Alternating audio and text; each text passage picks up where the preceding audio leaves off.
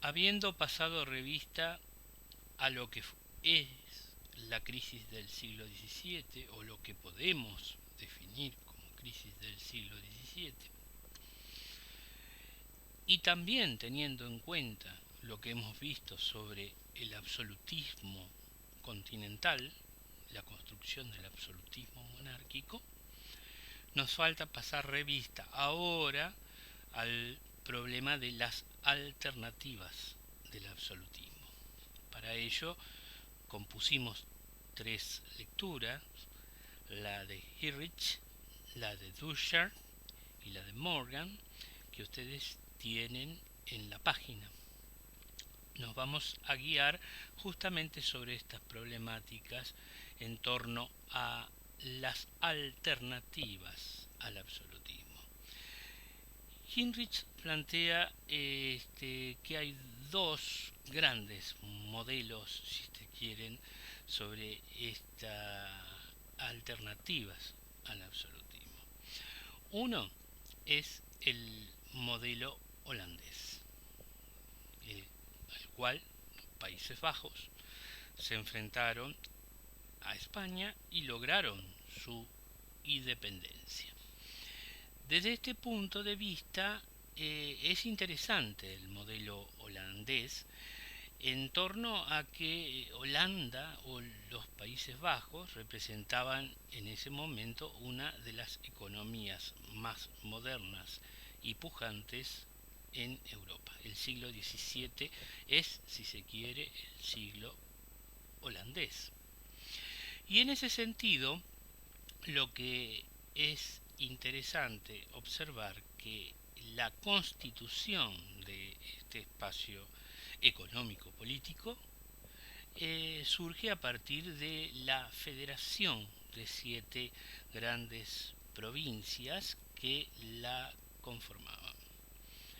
También hay que tener en cuenta el espacio religioso, el desarrollo de la iglesia calvinista, sobre todo apoyada en las grandes ciudades, y en este sentido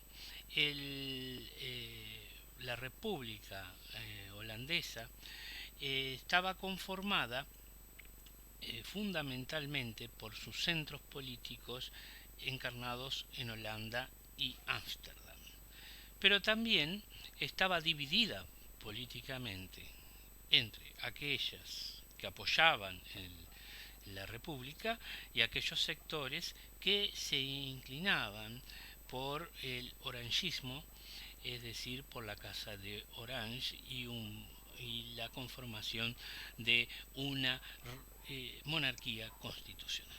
Por lo tanto, dentro de ese espacio político se nos presenta como una alternativa al absolutismo, pero si se quiere dentro de todavía tradiciones muy propias de siglos anteriores, es decir, sobre todo sustentadas en esas élites comerciales, urbanas, profundamente comprometidas con la religión calvinista y en función de ellas el desarrollo, bien, especialmente de un espacio político de beneficio comercial.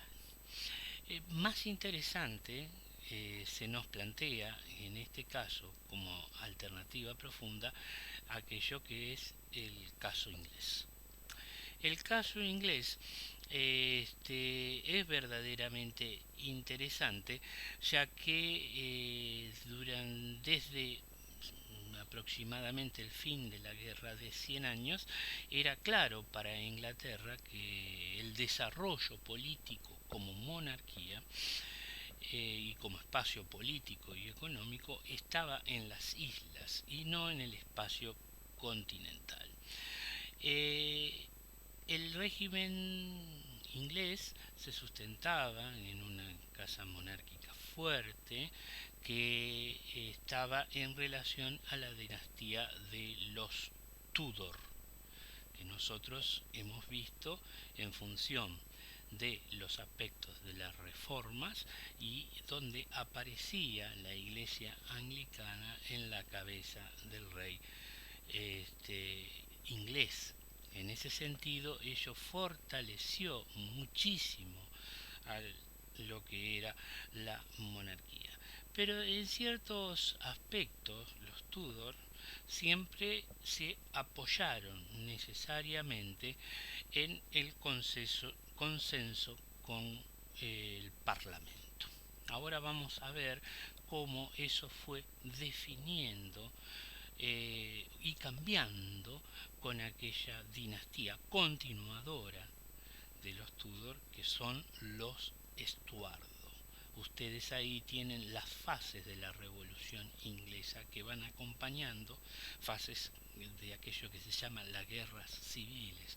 En Inglaterra, la primera y la segunda guerra civil, o la gloriosa, en la cual ustedes pueden ver cómo el desarrollo político llevó también a la decapitación de un rey. Es decir, si nosotros podemos contraponer la monarquía inglesa a la francesa, era claro que en ese momento eran muy diferentes. Es decir, Francia se vuelca profundamente al absolutismo porque necesita generar una paz interior en función de una lucha con aquellos que eran los sectores religiosos, pero también con aquellos que eran los sectores nobiliarios. En esta puja política al interior del reino francés, lo que va surgiendo como posibilidad de concatenar el conjunto de fuerzas e imponer el poder político es justamente la monarquía absoluta o el absolutismo monárquico, que con Luis XIV llegará a su máxima expresión. En cambio, en el caso de Inglaterra, se presentaba muy distinto. Por un lado, Inglaterra no tenía necesariamente un problema de poder político del monarca, es decir, estaba ya consolidados la monarquía inglesa en su espacio de desarrollo político, pero tampoco tenía problemas esencialmente de tipo religioso, porque la iglesia anglicana uniformaba de alguna manera los distintos sectores de la población, pero también la monarquía era tolerante en términos de otros factores religiosos. Por lo tanto, esta política de negociación permanente que tenían los Tudor se basaba esencialmente en lo que es también encontrar en el Parlamento las bases de negociación política que encarnaban el Estado inglés. En ese sentido, esta situación cambió con la llegada de la dinastía de los Estuardo, esencialmente a partir de 1603, tanto con Jacobo I como con Carlos I. En este sentido, estos monarcas intentaron llevar adelante un proceso de absolutización del poder monárquico en el cual se enfrentaron directamente con el Parlamento. Y al mismo tiempo intentaron llevar adelante, propio de las corrientes absolutistas, una uniformidad religiosa, con lo cual incentivaron a los distintos sectores sociales justamente a coagular una oposición política que determinó el triunfo, si ustedes quieren, del parlamentarismo en la primera guerra social. En este sentido, se puede decir que la primera guerra civil inglesa y la segunda, es decir, la gloriosa, en el año de 1688-89, terminan de consolidar a Inglaterra en una monarquía constitucional, apareciendo allí la posibilidad desde el Parlamento de desarrollar tres amplias actas legislativas que son la Bill of Rights de 1689, que garantiza los derechos para aquellos que eran los habitantes de Inglaterra, la Triennial Act, que es más bien enfocada a todo lo que es el desarrollo de lo económico, y finalmente la Act of Settlement, que necesariamente consolidaba el espacio jurídico. Por lo tanto, tenemos aquí los primeros elementos, esbozos de aquello que va a ser lo pensado por Montesquieu de la división de los tres poderes. Por un lado, un parlamentarismo que permite el desarrollo de las leyes y por otro lado el rey como encarnación del ejecutivo y por otro lado la instancia judicial. Allí ustedes pueden observar en la imagen cómo estaba pensado el sistema político inglés, cómo el Parlamento bien estaba involucrado esencialmente en aquello que son las leyes y los impuestos, y necesariamente el monarca debía consensuar con las cámaras para desarrollar las leyes y aplicarlas. En este sentido, es claro que tampoco se está hablando de democracia. Bien, quiero dejar bien marcado este aspecto porque estamos en una etapa muy temprana. Por lo tanto, aquellos que conformaban las cámaras, las dos cámaras, la de los lores y la de los comunes, eran también personas elegidas bien dentro de aquello que son los propietarios y los burgueses, es decir, no entraban dentro de esa condición aquellos otros sectores sociales postergados. Pero lo interesante aquí, que esto es la versión atlántica, si ustedes quieren, de problema, muchas de estas cuestiones resurgirán necesariamente en el ámbito norteamericano.